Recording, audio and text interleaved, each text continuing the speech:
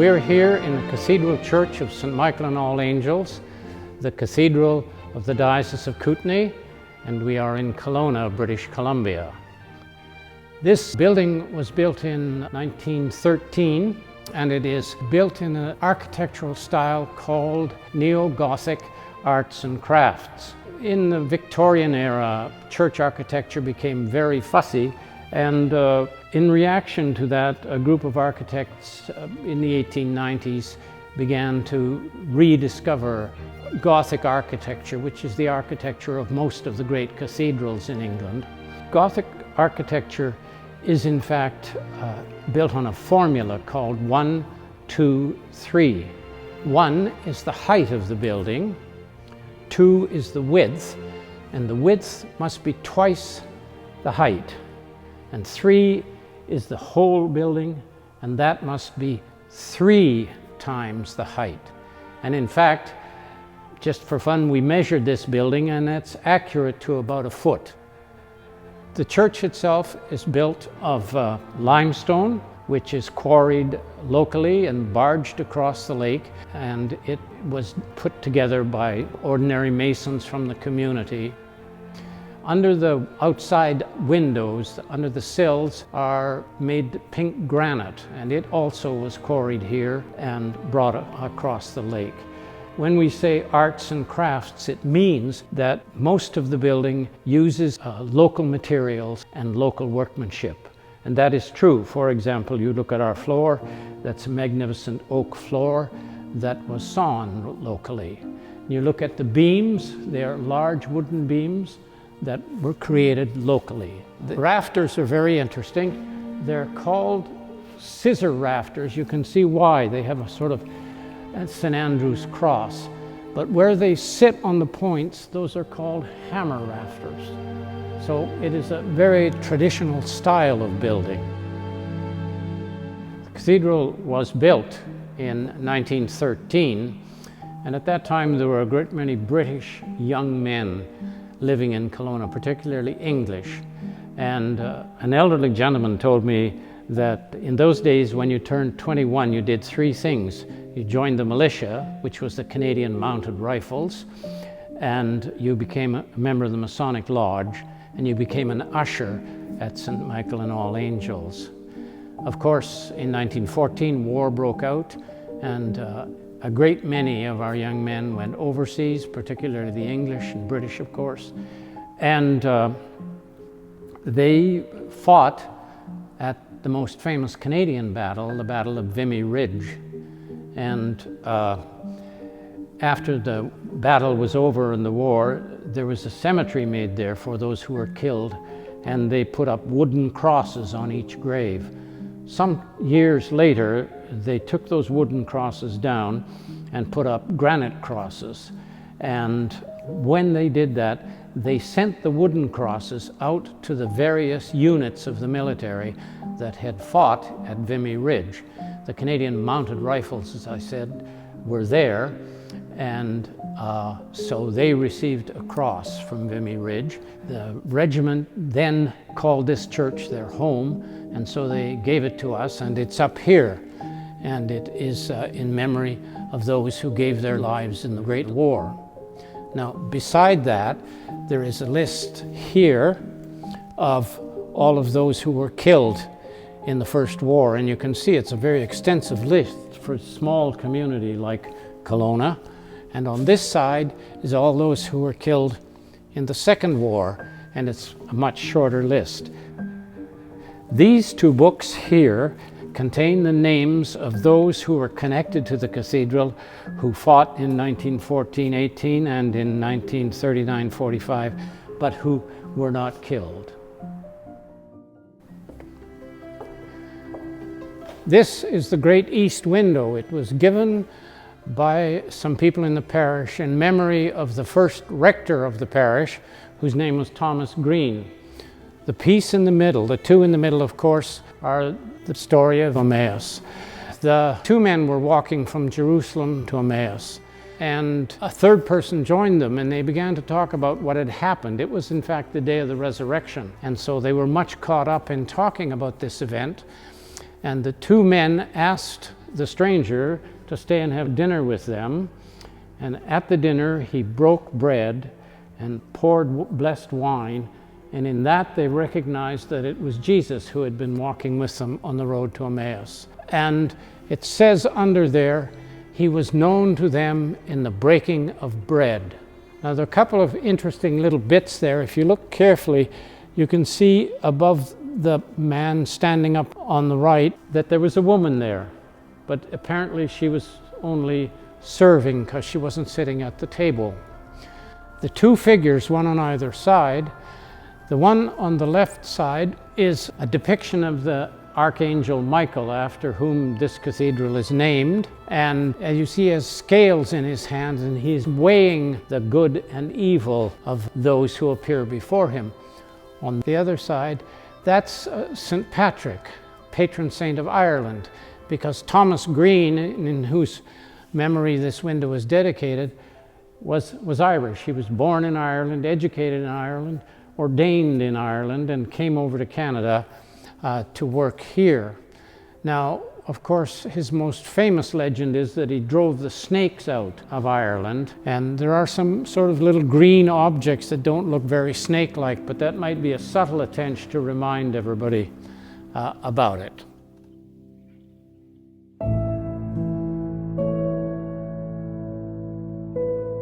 When we talked about the cathedral as neo-Gothic arts and crafts, the arts and crafts, as I said, meant using local material and local craftspersons.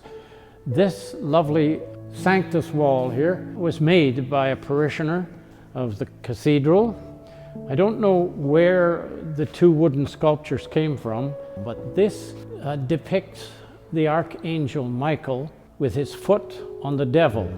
In the book of the Revelation of St. John the Divine, the Archangel Michael, who is head of the angel army, so to speak, battles the devil and sends him down to eternal life in hell. And that's what that's depicting. This is, if you can see this, this is a lovely depiction of a devil. And on the other side, you remember I talked earlier about the Englishness of the people that started this place. And this is the patron saint of England, who is St. George. St. George, of course, a mythical character, but the cross of St. George is still part of the Union Jack, and there it is there. Normally it's red. And St. George, the legend is, killed a great dragon that was threatening England. And this depicts the dragon in a marvelously intricate carved piece.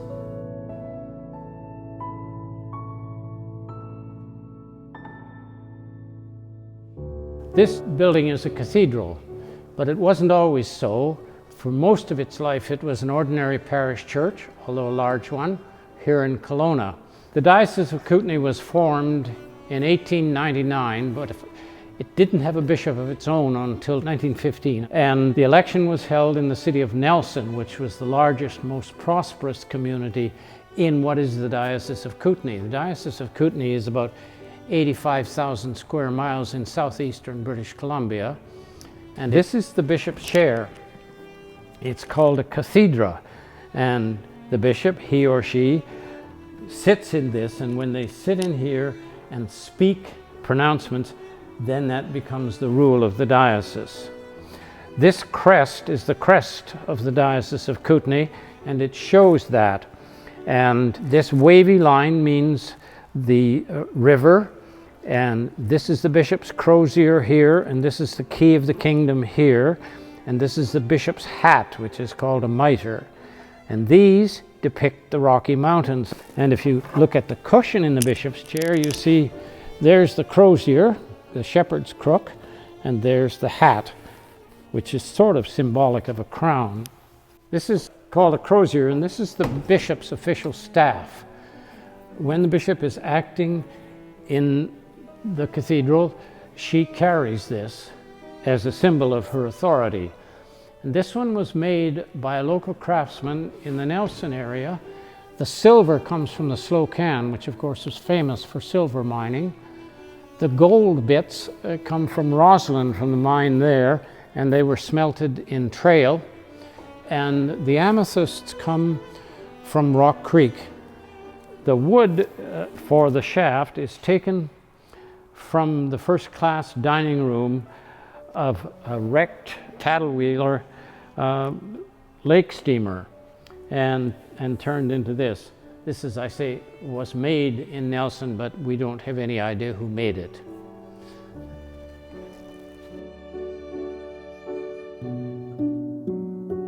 Another item that's exclusive to bishops is what's called a pectoral cross, and it traditionally, but not always, is made of gold with an amethyst, just like it had amethysts on the crozier. And the first bishop of Kootenay, Bishop Duell, had one made for himself, a beautiful one, by a local jeweler in Nelson. And sometime later, the bishop was preaching in the Cathedral in Montreal, and the man came up to him and said, "I've been admiring your cross." And Bishop Duell said, "Yes, it was made for me by a young man in Nelson." And the man said, "Well, my name is Burke. I own Burke's Jewelry stores, and I wonder if he knew that he was copying a patented cross." Well, the diocese still has that, but I don't have it. But what I have here as a sample of a dial cross is one that I had made, which is a somewhat modernized type of the one that Bishop Duell had made. This is the resurrection window. It depicts Jesus just coming out of the tomb. You can see the Roman soldiers who are guarding the tomb because the authorities didn't want the body to be stolen, and they have fallen asleep, and Jesus has come out. In the background there are the 3 crosses of Gethsemane. It's an interesting picture because Jesus comes out of the tomb carrying a flag of triumph that a warrior might carry, but oddly enough it has the cross of St. George, the patron saint of England, on it.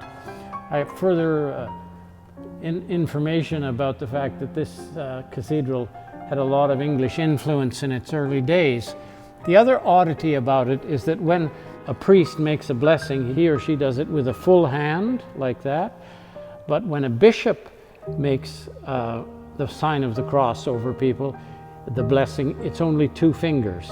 So Jesus is giving us an Episcopal blessing. About 175 years before the birth of Jesus, Israel was part of the Greek Empire, and wherever it conquered, the Greek army wanted to force them all to become Greeks, or small Greeks. It was Hellenization was the process, and they forced them to learn the Greek language and Greek customs, and most of all, they forced them to worship Greek idols. Well, when Palestine became part of the enemy, they were very upset about it, especially the part about worshiping anyone other than Yahweh. And an unknown writer, in order to comfort the people of Israel, wrote a story that was set back 400 or 500 years earlier, in which an evil king threw 3 young men into a flaming fiery furnace because they refused to stop worshiping Yahweh. And that writer's name was Daniel. Not long after that was published, another poet published a long poem called The Song of the Children, and it has the 3 young men that were thrown into this flaming fiery furnace. It was added into the story. And they, in the flames of the furnace, sang a hymn or a canticle calling upon all creation to worship the Lord. And it became known as the Benedicite because it uses the word blessed. And it used to be used all the time in church, but worship patterns changed and it's not used much. But when the committee chose these windows, they based it on the Benedicite. They are called the Benedicite windows. And in this one, for example, is all the beasts and flocks and herds of the earth, all the animals. There's a little side story on that because you'll see there's what purports to be a grizzly bear in there next to the skunk. And at first they weren't going to put that in there because there weren't any grizzly bears here in Kelowna. And I pointed out to them that in fact the word Kelowna was from the First Nations language of the people that lived here, and it meant grizzly bear. And the first white man in Kelowna had a great beard and lots of hair, and that's where the name came from. First Nations people calling him a grizzly. So they put the bear back in. Now, all of those animals are animals that are found in the Diocese of Kootenay, birds and everything.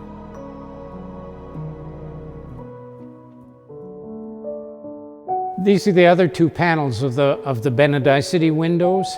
In this, all that moves in the water is enjoined to bless God. It says, all that moves in the waters, bless ye the Lord. And it's from that word bless that Benedicite comes for these four windows.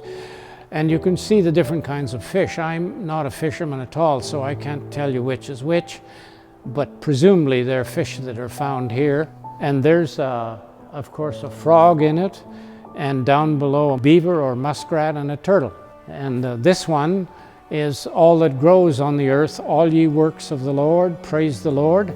And you'll see grapevines, white and red, and other flowers and vegetation. Some lilies down in the corner there. And those, as I say, all come from the Song of the Three Youths, or the Benedicite.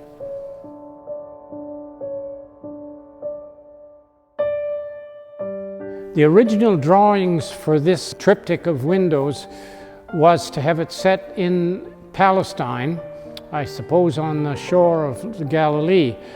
But after some conversation, the decision was made to set it in the Okanagan to give it a sense of the universality of that moment. And so in the picture you can see across the top the hills, and in front of that Lake Okanagan. And on this side there's an apple tree on the right-hand side.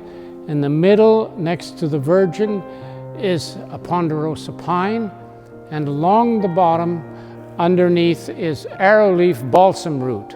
It was one of the last pieces of glass installed here. At the very top of the middle section, there are lilies, and lilies are the symbol of the Virgin Mary. In the beauty as the lilies is a hymn about the Virgin Mary.